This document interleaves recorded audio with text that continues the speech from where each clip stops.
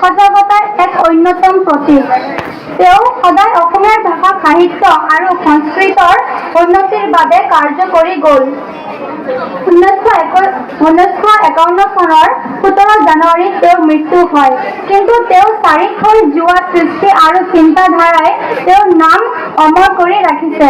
আজিও অসমবাসীৰ হৃদয়ত তেওঁ এক অনুপ্ৰেৰণা ৰূপ বিদ্যমান। ধন্যবাদ। কিহৰ লগত সংগতি ৰাখি কৰা হৈছে যে আমাৰ ৰূপকোঁৱৰ জ্যোতিপ্ৰসাদ আগৰৱালাদেৱৰ আজি মৃত্যু তিথি, হয়নে? তেখেতৰ জন্ম কাহিনী, জীৱন কাহিনী অলপতে আমাৰ ছাত্ৰী এগৰাকীয়ে কৈ গ'ল, তোমালোকে হয়তো শুনিছা।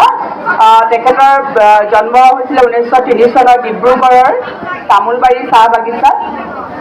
তেখেতৰ দেউতাকৰ নাম আছিলে পৰমানন্দ আগৰৱালা আৰু মাতৃ আছিলে হিৰণময়ী। বাকী তেখেতক আমি কি বুলি জানো বাৰু? তোমালোককো মই দুটামান কথা সুধিম। মই যে এই কথাখিনি কৈছোঁ, তোমালোকে কিমান দূৰ মানে বোধগম্য কৰিব পাৰিছা মই জানিবৰ কাৰণে তোমালোকক সুধিম যে আমি তেখেতক কি বুলি জানো? কোৱাচোন, কোনে ক'ব পাৰিবা? তোমালোকে জনাটো খুবেই দৰকাৰী। মই এতিয়া কথাখিনি কৈ আছোঁ, তোমালোকে কথা পাতি আছা, মনোযোগ নিদিবা, তেনেকুৱাতো হ'ব নোৱাৰে। আমি কি কাৰণে কৈছোঁ? আমি তেখেতৰ বিষয়ে জানিব লাগিব। কি বুলি জনা যায় তেখেতক? ৰূপকোঁৱৰ, হয়নে? তেখেত আছিলে আমাৰ অসমীয়া সাহিত্য, কৃষ্টি, সংগীত জগতৰ তেখেত এজন অনন্য প্ৰতিভাৰ অধিকাৰী, যাৰ বাবে তেখেতক আমি কি বুলি জানো? ৰূপকোঁৱৰ বুলি জানো। আৰু এই ৰূপকোঁৱৰ উপাধিটো তেখেতক দিছিলে অসমৰ বিখ্যাত কবি আনন্দচন্দ্ৰ বৰুৱাদেৱে। জ্যোতিপ্ৰসাদ আগৰৱালাদেৱে তেখেত কি আছিলে? তেখেত বিভিন্ন গুণৰ অধিকাৰী আছিলে। আমি যদি ক'বলৈ যাওঁ, তেখেত এজন ভাল বিখ্যাত সংগীতজ্ঞ, নাট্যকাৰ, হয়নে? চিনেমা চলচ্চিত্ৰ নিৰ্মাতা আছিলে। অসমৰ চলচ্চিত্ৰৰ জনক বুলি আমি যাক ক'ব পাৰোঁ। আৰু অসমৰ প্ৰথমখন, মই তোমালোকক কিন্তু এই কথাখিনিৰ ওপৰত সুধিম, কিন্তু মই কুইজৰ নিচিনাকৈ সুধিম, কিন্তু কথাখিনি মন দি শুনা। তোমালোকে জানিব লাগিব। এনেকুৱা নহয় যে 5 মিনিট মই কিবা এটা কৈ গ'লো, তোমালোকে কথা পাতি সময়খিনি পাৰ কৰি দিলা, নিজৰ মাজতে ব্যস্ত হৈ আছা। মই সুধিম কিন্তু প্ৰশ্ন। তেখেতৰ প্ৰথম অসমীয়া ছবি আছিলে জয়মতী। জয়মতীখন নিৰ্মাণ কৰিছিলে 1935 চনত। তাৰ পিছৰ পৰৱৰ্তী ছবিখন হৈছে ইন্দ্ৰমালতী, যিখন 1939 চনত তেখেতে নিৰ্মাণ কৰিছিলে। আৰু এই চলচ্চিত্ৰ বনাবৰ কাৰণে তেখেতে প্ৰশিক্ষণ লৈছিলে ক'ত? জাৰ্মানীত। গম পাইছানে? আৰু গীতসমূহ যিবিলাক আমি জ্যোতি সংগীত বুলি জানো, তেখেতে ৰচনা কৰা সেই কালজয়ী গীতসমূহক আমি জ্যোতি সংগীত বুলি জানো। যিসমূহ গীত আমাৰ অসমীয়া জনজীৱনৰ লগত ওতঃপ্ৰোতভাৱে জড়িত হৈ আছে। আমি সেই গীতসমূহত সহজীৱনৰ ছবি দেখিবলৈ পাওঁ, দেশপ্ৰেমমূলক ভাৱ দেখিবলৈ পাওঁ। গতিকে সেই গীতসমূহক আমি কি বুলি জানো? জ্যোতি সংগীত বুলি জানো। প্ৰায় 300ৰো অধিক গীত তেখেতে ৰচনা কৰি থৈ গৈছে। তাৰপিছত তেখেতে নাটকৰ ক্ষেত্ৰত কিন্তু তেওঁ অনন্য প্ৰতিভাৰ অধিকাৰী আছিলে। তেখেতৰ বিখ্যাত কেইখনমান নাটক যদি আমি নাম ক'বলৈ দিয়ে, আমি প্ৰথমে নাম ল'ব লাগিব শোণিত কুঁৱৰী, ৰূপালীম, কাৰেঙৰ লিগিৰি, হয়নে? এইবিলাক একোখন তেখেতৰ বিখ্যাত নাটক হয়। তেখেতে তেনেকৈ গল্প ৰচনা কৰিছিলে, তাৰপিছতে কবিতা পুথি ৰচনা কৰিছিলে, শিশু সাহিত্যৰ বিষয়ত তেখেতে বিভিন্ন ধৰণৰ লিখা মেলা কৰি থৈ গৈছে, যিবিলাকে আমাৰ অসমীয়া সাহিত্য সংস্কৃতিৰ ভঁৰালটো চহকী কৰি থৈ গৈছে। জ্যোতি, তেখেতৰ নামটোৰ যি অৰ্থ জ্যোতিপ্ৰসাদ, জ্যোতি মানে কি বাৰু? জ্যোতি শব্দটোৰ অৰ্থ কি? জ্যোতি মানে কি কোৱাচোন? কোনোবাই পাৰিবনে? জ্যোতি শব্দৰ অৰ্থ হৈছে পোহৰ। সেই তেওঁৰ নামৰ লগতে যেন মিলাই সেই জ্যোতিৰ পোহৰে আমাৰ অসমীয়া কৃষ্টি, সংস্কৃতি, সাহিত্যৰ ভঁৰালটো আলোকিত কৰিলে, পোহৰাই তুলিলে সেই জ্যোতিৰ পোহৰে। গম পাইছানে? তেওঁ যে নামৰ অৰ্থটো মানুহজনৰ কৰ্মৰাজিৰ লগত সম্পূৰ্ণভাৱে মিলি গৈছে, আমি যদি চাবলৈ যাওঁ। আৰু তেখেতে স্বাধীনতা সংগ্ৰামতো কিন্তু আগভাগ লৈছিলে। মহাত্মা গান্ধীৰ আদৰ্শৰে প্ৰভাৱিত হৈ যিটো 1942 চনৰ ভাৰত ত্যাগ আন্দোলন, তোমালোকে ক্লাছ 9ৰ ষ্টুডেণ্টখিনিয়ে গম পাবা হয়তো, সেই ভাৰত ত্যাগ আন্দোলনতো তেওঁ কিন্তু সক্ৰিয়ভাৱে অংশগ্ৰহণ কৰিছিল। গতিকে এইখিনিয়ে কৈছো। আৰু এটা কথা যে তেখেত এটা সত্তা, যি তোমাৰ তেখেতৰ সৃষ্টিশীলতা আৰু কৰ্মৰাজিৰ জৰিয়তে আমাৰ অসমৰ সংস্কৃতি আৰু ইতিহাসৰ প্ৰতিটো পৃষ্ঠাই যেন সমৃদ্ধিশালী কৰি তুলিছে, গম পাইছানে? আৰু আমি সেই তেখেতৰ প্ৰতি সন্মান জনাই, তেখেতৰ মৃত্যু হৈছিলে 1951 চনত। তাৰ পৰৱৰ্তী সময়ত 1953 চনৰ পৰা 17 জানুৱাৰী দিনটো প্ৰতি বছৰে আমি শিল্পী দিৱস হিচাপে পালন কৰি আহিছো। এই মহান শিল্পীগৰাকীলৈ পুনৰবাৰ অন্তৰৰ পৰা মই শ্ৰদ্ধা নিবেদিলো আৰু ইয়াকে কৈ পেলাই মই সামৰিলো। তোমালোকৰ কিবা দুটামান কথা মনত থাকিলেনে বাৰু?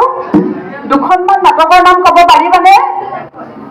মই যে ক'লো নাটকৰ নাম, এখন ক'লেও হ'ব, দুখন নালাগে বাৰু, এখনকে কোৱাচোন। কোনে ক'ব পাৰিবা? এখন নাটকৰ নামকে কোৱা।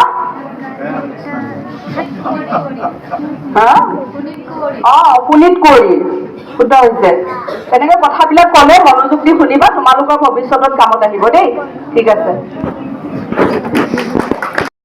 প্ৰধান শিক্ষক মহোদয়, শ্ৰদ্ধাৰ মোৰ জ্যেষ্ঠ আৰু কনিষ্ঠ শিক্ষাগুৰুসকল আৰু মোৰ মৰমৰ ছাত্ৰ ছাত্ৰীসকল, সকলোকে আজি শিল্পী দিৱসৰ শুভেচ্ছা জনাইছোঁ।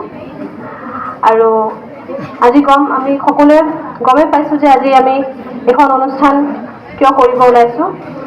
ত' শিল্পী দিৱস, কাৰ ওপৰত আমি শিল্পী দিৱস পালন কৰি আছোঁ? জ্যোতিপ্ৰসাদ আগৰৱালা, হয়নে? আমি আজি এই অনুষ্ঠানখন কিয় উদযাপন কৰিছোঁ? আমি আজি তেওঁৰ বিষয়ে জানিবলৈ ওলাইছোঁ, হয়নে? কিয় জানিব বিচাৰিছোঁ? কিয় জানিব লাগে বাৰু তেওঁৰ বিষয়ে? কোনে ক'ব? তেওঁৰ বিষয়ে জনাটো কিয় প্ৰয়োজন আমাৰ? কাৰণ তেওঁৰ মাজত অশেষ প্ৰতিভা আছিলে, হয়নে? কি প্ৰতিভা আছিলে? তেওঁ এজন song writer, music composer, film maker, film director, poet, writer, এসোপামান প্ৰতিভা তেওঁৰ ভিতৰত আছিলে, হয়নে? তেওঁ বাৰু শিকিছিলেনে তেনেকে?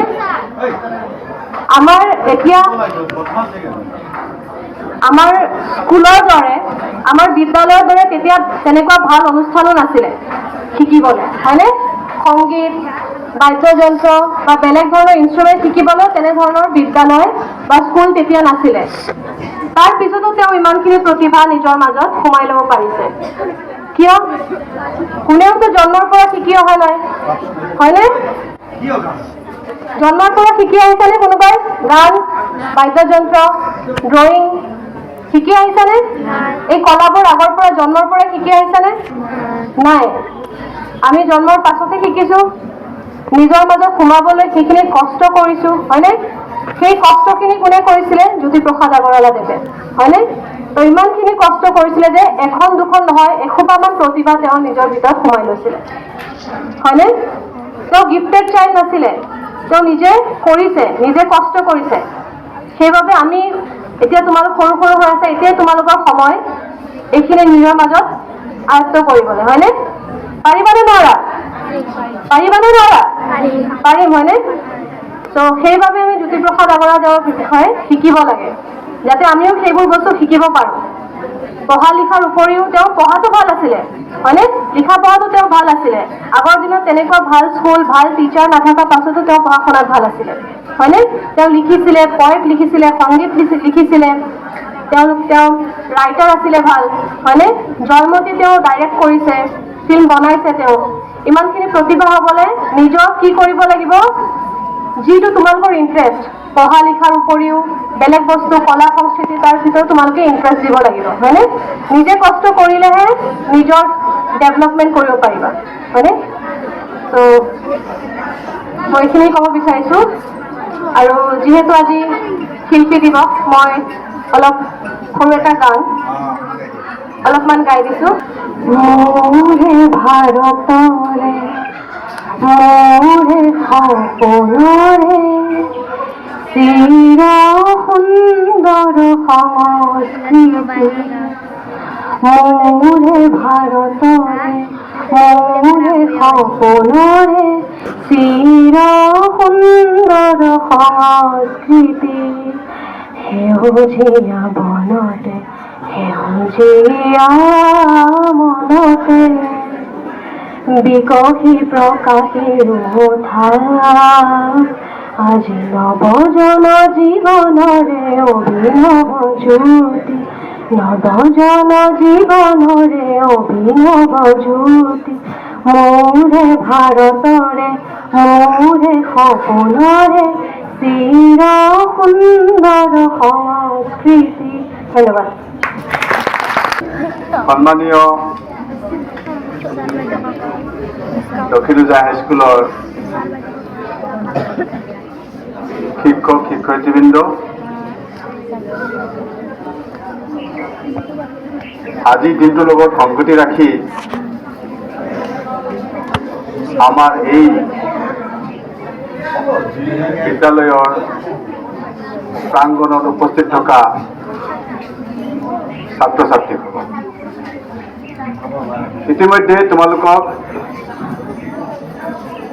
দুগৰাকী আমাৰ বিদ্যালয়ৰ বাইদেৱে দিনটোৰ তাৎপৰ্যৰ লগত সংগতি ৰাখি জ্যোতিপ্ৰসাদ আগৰৱালাদেৱৰ চমু বিৱৰণী সুন্দৰভাৱে বিশ্লেষণ কৰিছে। বাইদেৱে ইতিমধ্যে কৈ যোৱা জ্যোতিপ্ৰসাদ আগৰৱালাদেৱে ৰচিত নাটক যিটো কাৰেঙৰ লিগিৰি বুলি আছে, এই কথাটো মোৰ অকণমান মনত পৰিছে। তেখেতে এই নাটকৰ যোগেদি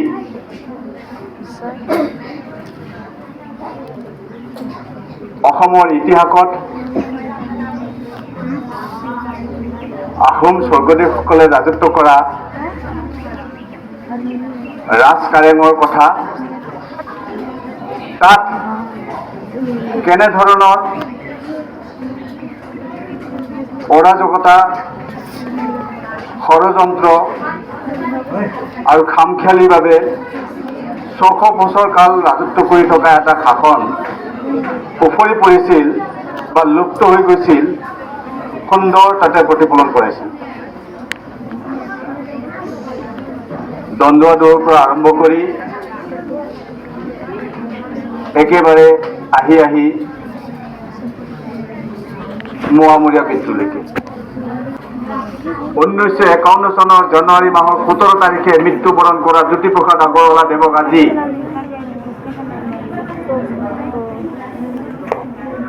2026 চনৰ জানুৱাৰী 17 তাৰিখে আমি সমগ্ৰ অসমত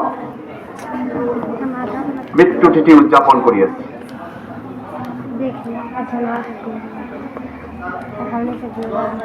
কিহৰ কাৰণে?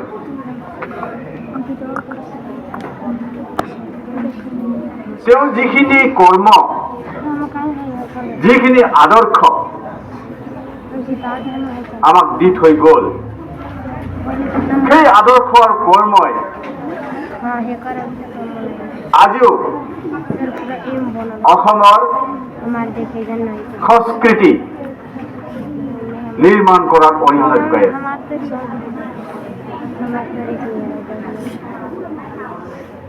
অসমৰ সাহিত্য জগতত তেওঁৰ কৰ্মৰ গোন্ধ এতিয়াও ওলাই আছে।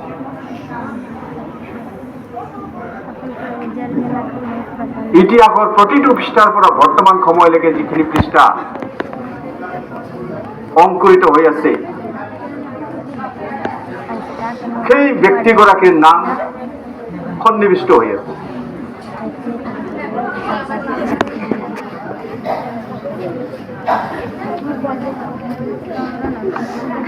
জ্যোতিপ্ৰসাদৰ নিচিনা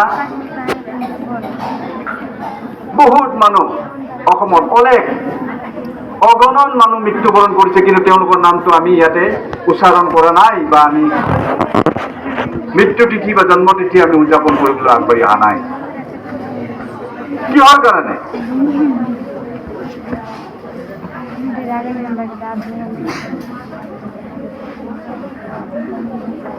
জ্যোতিপ্ৰসাদো তোমালোকৰ নিচিনা এদিন জীৱন অতিবাহিত কৰিছিল, কোনোবা এটা স্কুলত তোমালোকৰ নিচিনা শিক্ষা অৰ্জন কৰিছিল, কোনোবা এখন বিদ্যালয়ৰ ছাত্ৰ আছিল,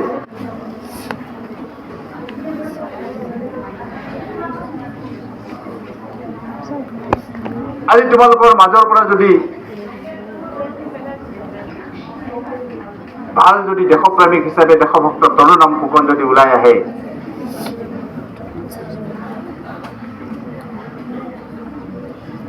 তোমালোকৰ মাজৰ পৰা যদি কোনোবা এজন লক্ষ্মীনাথ বেজবৰুৱা ওলাই আহে, তোমালোকৰ মাজৰ পৰা যদি আজি কোনোবা এজন জ্যোতিপ্ৰসাদৰ নিচিনা ব্যক্তি ওলাই আহে, ঠিক আহি থকা ভৱিষ্যতৰ প্ৰজন্মও তোমালোকক এদিন এই বিশ্বত যেতিয়ালৈকে মানুহ থাকে তেতিয়ালৈকে তোমালোকৰ নাম উচ্চাৰণ কৰি তোমালোকৰ কৰ্মৰাজি কৰিব। নমস্কাৰ। পুৰে ভুৰে আলোকৰে যাত্ৰা অব্যৰ্থ অব্যৰ্থ, পুৰে ভুৰে আলোকৰে যাত্ৰা অব্যৰ্থ অব্যৰ্থ, আমি পালো জীৱনৰ অৰ্থ অভিনৱ, স্বাগত স্বাগত তীৰ্থ, স্বাগত স্বাগত তীৰ্থ, তোৰে মোৰে আলোকৰে যাত্ৰা। Thank you. এতিয়া নিশা দেৱীয়ে এটি গীত গাই গৈছে, আধাৰ হৈ গ'ল, মই এই গীতটি গাবলৈ লৈছো দেই।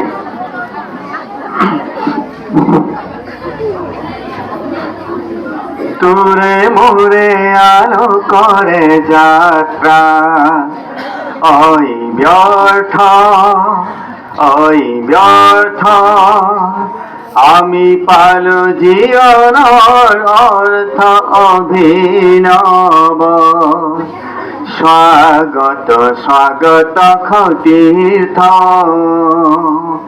স্বাগত স্বাগত তীৰ্থ,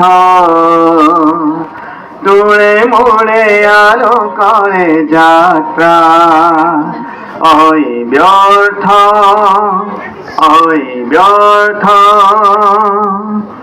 আমি পালো জীৱনৰ অৰ্থ অভিনৱ, স্বাগত স্বাগত তীৰ্থ, স্বাগত স্বাগত তীৰ্থ, সেউজীয়া জীয়নৰ জাগৃতি চন্দ্ৰ আহে আহে, জনতাৰ অন্তৰে অন্তৰে আলোক বসন্ত হাহে হাহে, প্ৰচাৰিত অৰুণবাণী আগবাঢ়ে আগবাঢ়ে যুগাগ্ৰগামী তৰুণ সেনানী, আজি সমৃদ্ধ বেগে জাগে জাগে বিপ্লৱী প্ৰাণ, মুখৰিত দিশে দিশে অগণি গান, তোৰে মোৰে আলোকৰে যাত্ৰা ঐ ব্যৰ্থ ঐ ব্যৰ্থ, আমি পালো জীৱনৰ অৰ্থ অভিনৱ, স্বাগত স্বাগত তীৰ্থ, স্বাগত স্বাগত তীৰ্থ, স্বাগত স্বাগত তীৰ্থ। সভাপতি মহোদয়, মঞ্চত উপবিষ্ট প্ৰিয় শিক্ষক শিক্ষয়িত্ৰীবৃন্দ আৰু মৰমৰ ছাত্ৰ ছাত্ৰীসকল, health is lost, something lost, money is lost, nothing lost, but character is lost, everything lost. গম পাইছা কি কৈছে? Health is loss nothing loss. তাৰমানে স্বাস্থ্যটো বেয়াটো সিমান বেয়া নহয়। Money loss is nothing loss. টকা পইচা হেৰাটো সেইটো ডাঙৰ কথা নহয়। But character loss is everything loss. Character মানে কি? চৰিত্ৰ।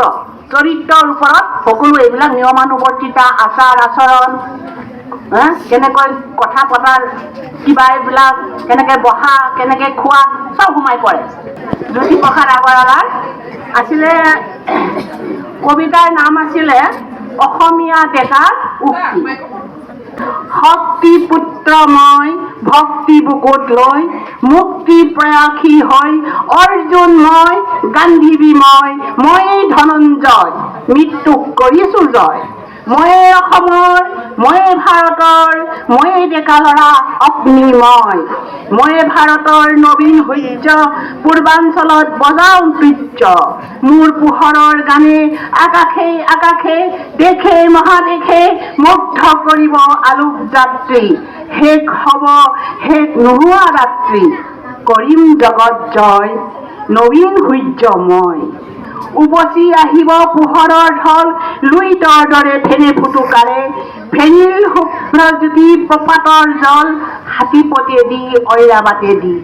কত নগৰৰ অলি গলিয়েদি, কত মেধাৱীৰ মহামনীষীৰ মনৰ মাজেদি, কবীন্দ্ৰ জিমিময় মহামনীষীৰ মহাসাগৰত ৰং।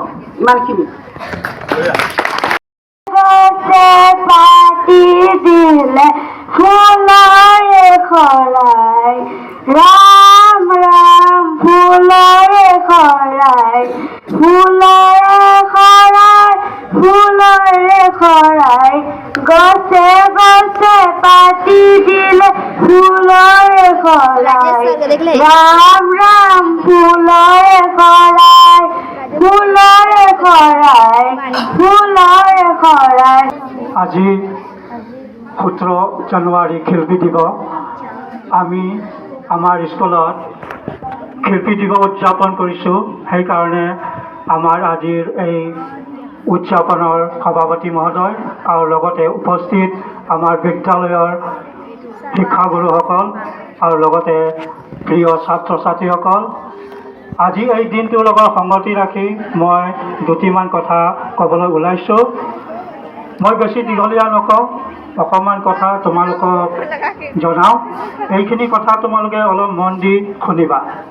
প্ৰথমতে আমি শিল্পী দিৱস আগৰ বাৰতো পালন কৰি আহিছোঁ আৰু আজিও পালন কৰিছোঁ আৰু ভৱিষ্যতেও পালন কৰি যাব। আমি এই শিল্পী দিৱস আমি পালন কৰিছোঁ। আমি কিয় পালন কৰিছোঁ এইটোৱে আমাৰ মূল কথা হ'ব। মই এই কথাটোকে তোমালোকক জনাব বিচাৰিছোঁ। জ্যোতিপ্ৰসাদ আগৰৱালা এজন সংগীতজ্ঞ, সংগীত আৰু নাটক লিখিছিলে আৰু বিভিন্ন গুণৰ অধিকাৰী আছিল। এইখিনি কথা মোৰ পূৰ্বৰ আমাৰ ছাৰ বাইদেউসকলেও তোমালোকক কৈছে। জ্যোতিপ্ৰসাদ আগৰৱালাৰ যিখিনি গুণ, যিখিনি কৰ্মৰাজি, তেখেতে যিখিনি কাম কৰি গৈছে, তেখেতৰ জীৱনৰ কথাখিনি আমি আলোচনা কৰি সেইখিনিৰ পৰা আমি যিখিনি পাৰোঁ সেইখিনি আমি অনুসৰণ কৰিব। জ্যোতিপ্ৰসাদ আগৰৱালাদেৱৰ নিচিনা হ'ব নোৱাৰিলেও তেওঁৰ অনুকৰণত অলপ হ'লেও আমি তেখেতৰ নিচিনা অনুসৰণ আমি কৰিব লাগিব। জ্যোতিপ্ৰসাদ আগৰৱালাই বহুতো কবিতা, বহুতো গান লিখিছিলে। প্ৰতিটো গানেই এটা মূল তত্ত্ব, মূল গভীৰ ৰহস্য, বহুতো দেশ প্ৰেম কথা ইয়াৰ মাজতে সোমাই আছে। ঠিক তেনেকৈ তোমালোকেও তোমালোকৰ যেতিয়া ডাঙৰ হ'বা তেতিয়াও তোমালোকেও এনেকৈ কবিতা লিখিব লাগিব। কবিতাৰ পৰা কিবা নহয় কিবা এটা সমাজৰ, ব্যক্তিৰ বা মানুহৰ বা সমাজৰ কিবা ভাল শিকিব পৰা তেনেকুৱা কবিতা লিখিব লাগিব। তেতিয়াহ'লেহে কি হ'ব, কবিতাটোৰ মূল্য থাকিব। গতিকে এইখিনি কথা তোমালোকে মনত ৰাখিবা। আৰু এটা কথা মই ক'ব বিচাৰিছোঁ, মই 2027 চনৰ